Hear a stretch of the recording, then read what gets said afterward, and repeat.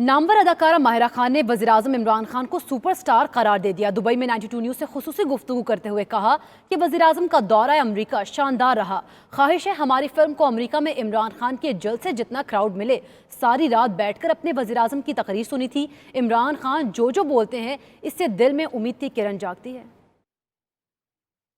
बिल्कुल हमारे PM superstar है। इनफैक्ट मैंने पूरी रात बैठ के उनकी स्पीच सुनी थी।